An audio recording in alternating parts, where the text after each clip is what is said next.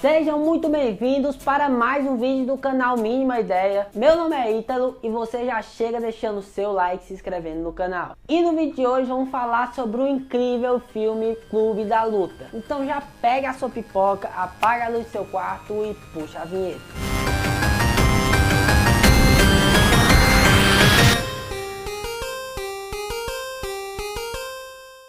Bom, esse é o nosso segundo vídeo do nosso quadro Filmes Incríveis. Se você não viu, eu já fiz um vídeo sobre o filme Nós, de Jordan Peele. Só que hoje eu estou querendo mudar um pouco o formato desse quadro. Antes eu fazia explicando toda a história do filme e depois eu fazia uma crítica. Só que hoje eu vou tentar mudar o formato. Eu vou contar a história do filme ao mesmo tempo que eu já vou dando uma análise sobre o filme e também fazendo a crítica. E se vocês curtirem esse formato, deixa o like aí, comenta também que isso ajuda demais. Que se der bom vídeo, eu sei que esse formato é melhor do que o outro. Clube da Luta é um filme lançado em 1999 com a direção do incrível David Fincher e roteiro de Jim Urs. E o filme teve um orçamento de 63 milhões de dólares, que no caso poderiam ser 17 milhões a menos se não fosse tudo pro Brad Pitt. Sim, o Brad Pitt tirou 17 milhões desse filme, só o Brad Pitt.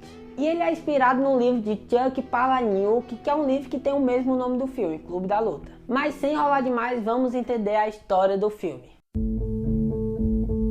Nesse filme acompanhamos a história de um rapaz que o filme não fala o nome dele, mas nós vamos chamar ele de narrador, que no caso é interpretado pelo Edward Norton. E o que já podemos reparar de cara nesse filme é que a vida do narrador, do Edward Norton, é tediante, é chata e mostra esse ciclo vicioso dele com o trabalho, que a vida dele é muito monótona e ele não aguenta mais seguir esse ciclo vicioso da vida dele de trabalho, trabalho e trabalho. Além de tudo, o filme também nos mostra que ele é uma pessoa muito consumista e que ele tem um vazio enorme que ele preenche justamente comprando coisas desnecessárias. E esse vazio, se pararmos para pensar, surge a partir do trabalho dele, que esgota muito dele, então ele se torna uma pessoa triste por dentro, uma pessoa mais vazia. E para preencher isso, ele vira consumista, ele começa a comprar várias coisas desnecessárias. E para ele conseguir preencher esse vazio, ele precisa de dinheiro. Dinheiro esse que ele adquire através de um trabalho. Então meio que o filme mostra esse ciclo do consumismo. E o filme inicialmente tem toda essa camada social dessa crítica que ele faz. E isso é um problema tão grande na vida do narrador que ele sofre de insônia, ele não consegue nem dormir. Porém, em um momento do filme, o narrador questiona com um amigo dele, dizendo que estava sofrendo muito, que o problema da vida dele estava muito grande. E nisso, o cara fala que ele não sabia o que era sofrer, que sofrer de verdade, ele deveria saber o que era indo visitar um grupo de apoio para pessoas que têm câncer no testículo. Ou seja, ao mesmo tempo que o filme mostra que o consumismo, essas coisas que ele sofre é muito grave, ele já fala que isso é problema da galera da classe média. Tem muita coisa pior do que sofrer de consumismo. Então, desde já você vê que o filme trabalha com várias camadas, ele não é superficial, é um filme bem complexo. E nisso, o narrador vai para esse grupo de apoio e, por incrível que pareça, quando ele foi para esse grupo de apoio, ele conseguiu se sentir bem consigo mesmo. Por ele ver a dor de outras pessoas, por ele ver que tinha outras pessoas que sofriam muito, ele conseguiu finalmente dormir, ele conseguiu se sentir bem. Então, com isso, o narrador começou a visitar vários grupos de apoio para vários tipos de pessoas. No caso, não só mais a galera do câncer no testículo, ele conseguiu visitar grupos de apoio sobre todos os problemas que você pode imaginar. E isso se tornou rotina na vida dele. Ele começou a frequentar vários clubes de apoio e finalmente ele conseguiu se sentir bem consigo mesmo. Até que um certo dia, lá no grupo de apoio dele, aparece uma mulher chamada Marla Singer, interpretada pela incrível, maravilhosa atriz Helena Bonham Carter. E o filme inicialmente mostra ela como uma personagem mais complexa, mais misteriosa, mais inteligente, soberana, mas com o desenrolar da história, o filme nos mostra e vai criando um lado mais humano nessa Marla Singer. E isso incomoda bastante o narrador, porque ele sabia que ela não tinha nenhum problema, ele conseguiu reconhecer isso porque ela era uma mulher, não tinha como ter câncer no testículo. Então ele começou a se sentir mal de novo, porque ele viu que tinha outra pessoa que estava lá e não estava sofrendo. É bem bizarro, mas é basicamente isso o conceito. Então ele tenta fazer um acordo com ela, pedindo para ela não visitar os grupos de apoio no mesmo dia que ele for. Eles até conseguem fechar esse acordo, mas por precaução ele pediu o número dela para, se acontecesse algum problema, ele ter como se comunicar com ela. Então a história do nosso filme vai seguindo e vamos vendo que o narrador está começando a levar a vida de uma forma mais leve, entendendo que as coisas podem ser descartáveis, segundo ele, as pessoas, as relações e etc. Só que em certo dia, já que o trabalho dele ele tinha que estar direto viajando nos aviões, em um dos aviões ele conhece um cara chamado Tyler Durden, interpretado pelo ator Brad Pitt, que levou 17 milhões com esse filme. E ele viu que esse Tyler Durden era diferente de todo mundo que ele havia conhecido no avião. Ele percebeu que esse cara era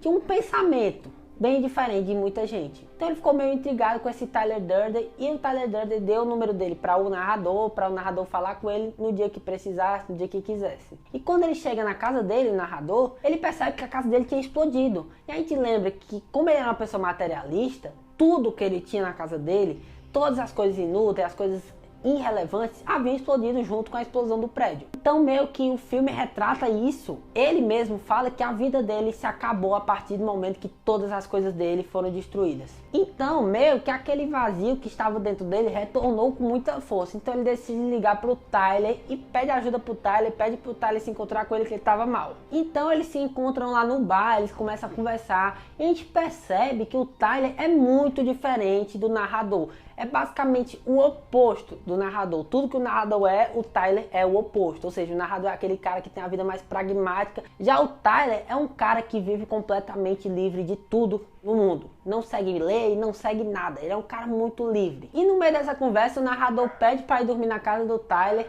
já que ele estava sem casa, né, no caso, e o Tyler fala que pode ir, mas para ir ele tinha que bater no Tyler. Então meio que ele ficou assim, por que eu tenho que bater em ti? Por que tu vai querer apanhar de graça? Ele fala, não, bate em mim, se você bater em mim, você pode ir pra minha casa. Então o narrador bate no Tyler e começa a bater várias vezes.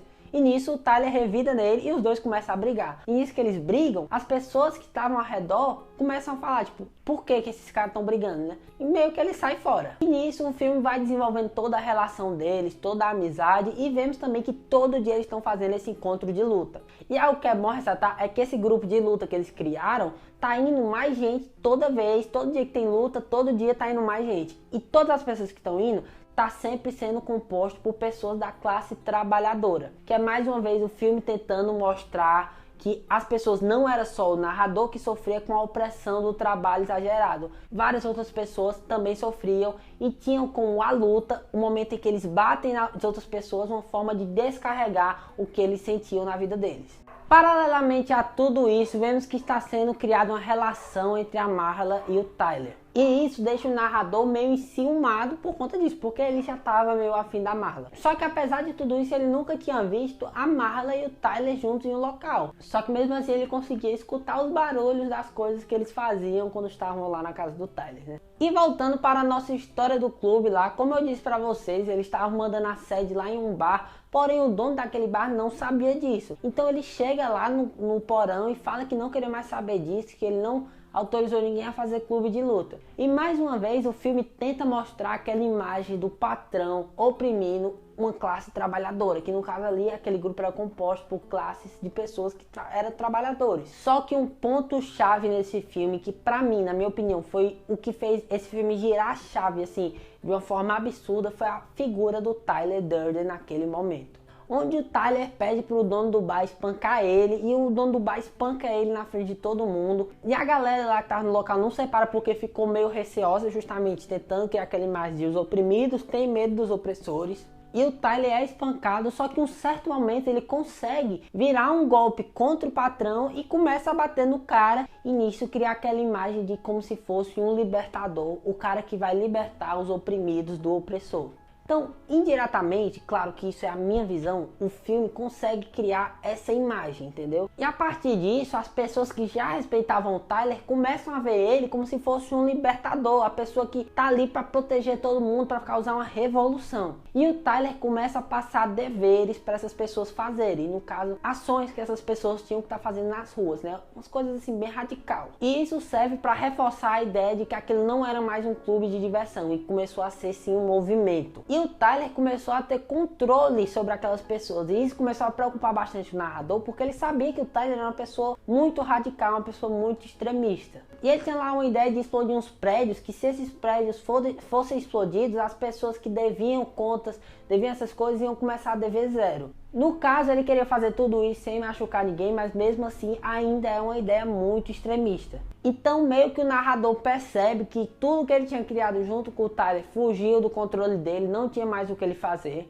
E ele até tenta falar pra galera, galera, não faz isso aqui tá errado, vocês estão passando do limite. Mas nisso a galera já não estava mais raciocinando e apenas obedecendo ordens. E o que é que a gente pode tirar de interpretação disso? Justamente, continuando na nossa linha de raciocínio, de que as pessoas, os trabalhadores que saíram daquela opressão do trabalho exagerado, começaram na verdade a ser oprimidos de outra forma. O Tyler tinha uma visão de que ele ia libertá-los do opressor, das pessoas que estavam alienando eles, quando na verdade eles passaram a ser oprimidos e alienados por outras pessoas de forma indireta. Eles não percebiam, mas eles estavam apenas obedecendo ordens e fazendo as coisas que o Tyler mandava. Claro que o Tyler, ele era bem inteligente, ele fazia as pessoas acreditar que estavam fazendo uma revolução, quebrando o sistema, quando na verdade eles estavam sendo mais uma marionete no jogo do Tyler. E um certo dia, lá nas reuniões que tava rolando dessa galera, aparece a Marla procurando o Tyler. Só que o narrador fala pra ela, não, o Tyler não tá aqui. E ela olha pra ele com uma cara de nojo, tipo, de como se ele tivesse feito uma coisa muito grosseira, falado algo muito errado. E isso deixa ele bem confuso. Até que começa a resgatar várias memórias na mente dele. E nisso ele vai procurar o Tyler em vários locais do país. É uma cena muito massa. Ele vai viajando de local em local procurando o Tyler e ele não acha. Só que nisso ele começa a perceber que as pessoas se referiam a ele como se ele fosse o líder de todo o movimento. E é legal ressaltar isso porque por onde ele passava ele via que o movimento do Clube da Luta não estava mais só na cidade dele. Já tinha se expandido pelo país inteiro. E todo lugar que ele chegava, que ele via pessoas desse movimento, e tipo assim, o filme retrata esse movimento como pessoas radicalistas. Eram mesmo tratados como vândalos, então eles não podiam se declarar abertamente, no caso, eles não tinham como se declarar abertamente. Mas sempre eles faziam sinais de respeito ao narrador, onde quer que o narrador fosse. Então aí o narrador saca na hora, ele percebe que o tempo todo, na verdade, o Tyler Durden era o narrador. É meio confuso, mas na verdade o narrador sofre de dupla personalidade. Ele tinha essas duas personalidades e quando na teoria ele estava dormindo, ele não estava dormindo. Na verdade o Tyler assumia ele e ele ficava sendo meio que o Tyler Durden. Então meio que o narrador que causou todo esse movimento. Não era o Tyler que comandava tudo, era ele mesmo. E ele começa a se sentir mal por isso, porque ele viu que tinha passado do limite, mas ele não tinha mais controle sobre aquilo. E meio que ele começa a travar uma guerra contra alguém que ele não podia vencer, que era ele mesmo. E no final do filme temos uma cena muito boa, que é quando ele vai desarmar as bombas que vão explodir os prédios, e ele não consegue desarmar. Então ele começa a brigar com o Tyler, no caso ele estava brigando com ele próprio. É muito confuso, mas deve estar passando as imagens para vocês entenderem mais ou menos do que eu tô querendo dizer. E no fim, ele percebe que para matar o Tyler, ele teria que botar na mente dele que o Tyler não era real. Então para fazer isso ele dá um tiro em si próprio. E com isso o Tyler finalmente some, porém ele não acaba morrendo. O narrador acaba sobrevivendo ao tiro. E o filme acaba ali com todos os prédios explodindo, ele não conseguiu evitar a explosão. Vendo que o movimento que ele criou, no fim, acabou gerando tudo isso, que ele perdeu o controle em certo momento, mas que já era, não tinha mais o que ele fazer. Pelo menos no fim ele conseguiu ficar com a Marla. E é legal, se você assistir o filme outra vez, primeiro você assiste o filme sem saber do plot. Claro que se você chegou até esse momento do vídeo, você já sabe qual é o plot. Mas se você não assistir esse vídeo e já tiver assistido esse filme antes, você vai perceber que, tipo assim, o filme todo vai te enganando. Você não vai percebendo que são duas pessoas diferentes. Mas se você não assistir esse vídeo, não conhecer o plot, você nem vai se tocar que era mesmo a mesma pessoa, eles dois. Mas o filme solta diversas pistas. Eu não tinha assistido esse filme ainda sabendo do plot. No dia que eu fiz esse roteiro, eu assisti pela primeira vez sabendo do plot, no caso, né? Eu já tinha assistido antes, mas sabendo do plot foi a primeira vez. Então, pra mim, foi muito esclarecedor quando eu vi várias cenas em que o filme entregava na nossa cara e a gente não via isso. Clube da Luta foi mal nas bilheterias, não que 100 milhões seja ruim, mas comparado ao tanto de orçamento que ele teve, foi ruim, o lucro que ele teve foi pouco. Mas nas críticas ele foi muito bem, não só nas críticas, todo o público que assiste também gosta. Até hoje eu não conheço nenhuma pessoa que assistiu o Clube da Luta e disse que não gostou. É muito difícil achar alguém que não gostou desse filme. E eu sei que bastante gente sempre fica muito confusa assistindo esse filme. Eu tentei dar minha interpretação do que eu li sobre as entrelinhas do filme e coisas que muita gente acaba não percebendo. É meio que uma leitura sobre a mensagem que o filme passa sem o filme deixar claro. É interpretativo. E como é interpretativo, eu posso estar falando muita besteira aqui, porque é o que eu entendi, é a minha interpretação. Você pode discordar 100% e tá tudo bem, porque a sua opinião não precisa ser igual à minha. Não, o filme não esclarece que é justamente essa mensagem. Essa foi a mensagem que eu interpretei. Você pode não interpretar dessa forma. Mas em relação à crítica ao filme, eu tenho que ressaltar o trabalho de som desse filme, que é muito bom. Sempre o som tá complementando a história do filme de alguma forma. E já puxa esse gatilho para falar sobre um cara chamado David Fincher. E que trabalho esse cara faz nesse filme. O sujeito entende sobre tudo que está fazendo do início ao fim. Ele conta a história do filme não só utilizando do enredo, porque é muito fácil contar uma história de um filme utilizando só do enredo, do que o filme está falando, mas ele usa também das imagens e dos sons para retratar muito do que ele quer passar para o telespectador. No caso, tudo isso se torna um complemento de coisas para fazer um filme tão perfeito como o Clube da Luta. E tudo isso, fazendo uma análise mesmo superficial, você pode reparar basicamente em coisas simples, como a tonalidade da cor, o balanço que ele faz das cores. Em momentos de mais vazio, momentos de mais tédio, momentos de mais tristeza, ele utiliza cores frias. Lá nos momentos, por exemplo, quando tá o narrador sofrendo no trabalho, sofrendo na vida vazia, as cores são frias. E quando ele começa a encontrar propósito, quando ele finalmente consegue preencher esse vazio, nos momentos também que aparece o Tyler Durden, as cores são quentes. Ou seja, são pequenas coisas. E isso eu estou fazendo uma análise superficial. Pequenas coisas, a gente consegue perceber o tanto que o David Fincher foi carinhoso com a obra dele.